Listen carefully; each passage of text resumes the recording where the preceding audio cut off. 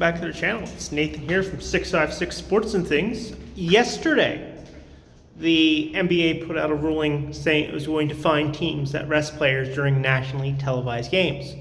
Now that makes a lot of sense. The NBA does make a lot of money off TV revenue, and when you're watching TV, you'd rather see star players than not. There are some problems with this. Let's just hypothetically say the Lakers and Celtics right now are getting the most amount of nationally televised games. All well and good, Lakers and Celtics are the two big franchises in the NBA. But are they now at a disadvantage to have more nationally televised games and not being able to rest their star players? Say, that's fine, I understand the fine and all that fun jazz, and the league wants to make money off TV, because we're not going to have fans in attendance for, looks like, the majority of the season. You want that, and this is nothing new to the NBA. But just hypothetically say, what if you're a team that doesn't have any nationally televised games, like the Spurs? Can you then rest all the players you want and not have to deal with it and not have to pay the fines? In a perfect world, this makes a lot of sense, but not all teams get the same amount of nationally televised games. Let's just hypothetically say it's down the stretch, it's 2 weeks before the end of the season, and the Lakers have already clinched first place in the West. So they're not going to go any lower. It doesn't matter what else they do for the rest of the schedule. Now, doesn't it make more sense for the GM and the coach of the Lakers to rest LeBron James and AD? Aren't you more worried about winning a championship than playing a team in the last couple of games of the season? Let's hypothetically say they have a home game against Oklahoma City Thunder. Oklahoma City is not going to make the playoffs, now I'm not saying Oklahoma City won't make the playoffs this year, but they are not projected to make the playoffs this year. So essentially, for the Lakers, it's a pretty useless game. They've already clinched first, so they're not going to go any higher. Oklahoma City is looking like in 9th or 10th place, or 12th, if not lower. So they're playing for pride.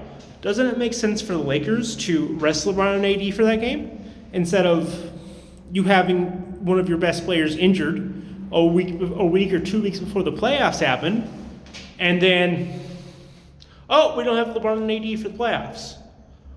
Yes, I understand the idea of the team wanting to maximize TV revenue, especially in a year where it might not have fans. Although, what happens if a player gets injured? Now, this is only healthy players.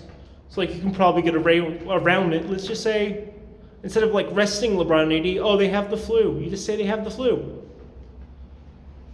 Does that take you out of being fined? What if they don't have the flu? So I kind of understand it from that point, but yeah, and let's say it's a deep playoff battle, and let's say the Knicks are at 9th place, and they don't have any nationally televised games for the rest of the season, so they can rest players and pick and choose. Let's say they're playing a team in 15th place. Well, obviously the Knicks aren't going to play their best players. Their game is not against the team they need to beat, so they play scrubs because it's not a nationally televised game, and their players are healthy.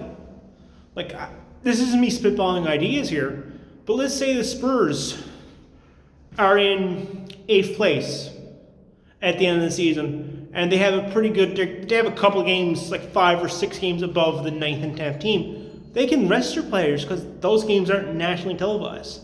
It just puts teams at an unfair advantage, or at least I think it does. Anyway, if you like this video, make sure to hit like and subscribe. Let me know what you think of the NBA fining players and teams for not playing in nationally televised games. Does it hurt teams with more nationally televised games? Does it help teams with less? Let me know in the comments down below. Let me know what scenarios you think would happen for this. Obviously, teams going to a long playoff run, they want to rest their best players instead of being injured. This kind of makes it harder. But if you're a top team, do you start a player for 2 to 3 minutes a quarter and then pull him? Well, he's technically playing. He played in the whole basketball game. He played 2 minutes a quarter, so he played 8 minutes. Do you pull a player early in that case? Let me know what you guys think. You all have a great day, and I will talk to you again soon. Bye.